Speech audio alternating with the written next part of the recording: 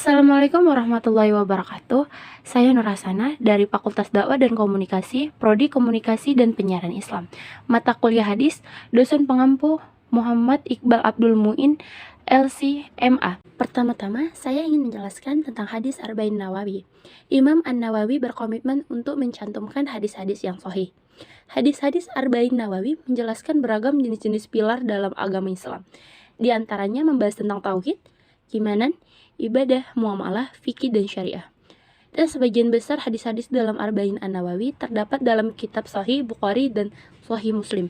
Yang terdapat dalam hadis Arba'in yang pertama yang berbunyi, An Amiril Mu'minina Abi Hafsin Umar bin Khattabi radhiyallahu anhu qala, Sami'tu Rasulullah sallallahu alaihi wasallam yaqulu, Innamal a'malu binniyati wa innamal likulli amri ma nawa. Faman kanat hijratuhu ila Allahi wa rasulihi wa hijratuhu ila Allahi wa rasulihi. Faman kanat hijratuhu lidunya yusibuha aw amrati yankihuma fa hijratuhu ila ma hajara ilaihi. Yang berarti dari Amirul Mukminin Abi Hafs Umar bin Al-Khattab radhiyallahu anhu, dia berkata, saya mendengar Rasulullah sallallahu alaihi wasallam bersabda, sesungguhnya setiap perbuatan tergantung niatnya, dan sesungguhnya setiap orang akan dibalas berdasarkan apa yang dia niatkan. Siapa yang hijrahnya karena ingin mendapatkan keridhaan Allah dan Rasulnya, maka hijrahnya kepada keridhaan Allah dan Rasulnya. Dan siapa yang hijrahnya karena dunia yang dikehendakinya atau karena wanita yang ingin dinikahinya, maka hijrahnya akan bernilai sebagaimana yang dia niatkan. Yang membuat hadis ini berbeda dengan hadis-hadis lainnya yaitu, pertama, hadis ini merupakan salah satu dari hadis-hadis imam yang menjadi inti ajaran Islam. Imam Ahmad dan Imam Syafi'i berkata dalam hadis ini, tentang niat ini mencakup sepertiga ilmu.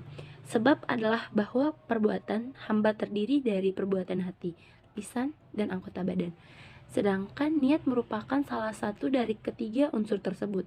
Diriwayatkan dari Imam Syafi'i bahwa dia berkata, hadis ini mencakup 70 bab dalam fikih. Sejumlah ulama bahkan ada yang berkata hadis ini merupakan sepertiga Islam. Yang kedua, sebab diturunkannya hadis ini yaitu ada seseorang yang hijrahnya dari Mekah ke Madinah dengan tujuan untuk menikahi seorang wanita yang konon bernama Ummu Qais, bukan untuk meraih pahala. Maka orang itu kemudian dikenal dengan sebutan Muhajir Ummi Qais, atau orang yang hijrah karena Ummu Qais. Kemudian kita lanjut ke kandungan hadis Arba'in pertama. Yang pertama, niat merupakan syarat layak atau diterima atau tidaknya amal perbuatan, dan amal ibadah tidak akan menghasilkan pahala kecuali berdasarkan niat karena Allah Ta'ala. Yang kedua, waktu pelaksanaannya dilakukan pada awal ibadah dan tempatnya di dalam hati. Yang ketiga, ikhlas dan membebaskan niat semata-mata karena Allah Ta'ala dituntut pada semua amal soleh dan ibadah. Yang keempat, seorang mukmin akan diberi ganjaran pahala berdasarkan kadar niatnya. Yang kelima, semua perbuatan yang bermanfaat dan mubah atau boleh jika diiringi niat karena menjadi keridhaan Allah, maka ia akan bernilai ibadah. Yang keenam, yang membedakan antara ibadah dan adat atau kebiasaan atau rutinitas adalah niat. Yang ketujuh, hadis di atas menunjukkan bahwa niat merupakan bagian dari iman karena ia merupakan pekerjaan hati, dan iman menurut pemahaman Ahlus Sunnah wal Jannah adalah membenarkan dalam hati, diucapkan dengan lisan, dan diamalkan dengan perbuatan. Kemudian hikmah. Yang pertama, hikmahnya yaitu pentingnya niat. Yang kedua, waktu dan tempat niat. Yang ketiga, niat melaksanakan kebaikan. Dan yang terakhir adalah makna hadis.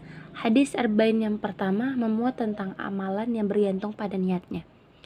Niat merupakan salah satu pembeda antara perbuatan bernilai ibadah dan bukan ibadah. Yang pertama, yang dimaksud niat di sini adalah amal ibadah yang membutuhkan niat. Dan yang kedua, niat adalah keinginan dan kehendak hati. Baik, segitu saja yang dapat saya sampaikan. Lebih dan kurang saya mohon maaf. Wassalamualaikum warahmatullahi wabarakatuh.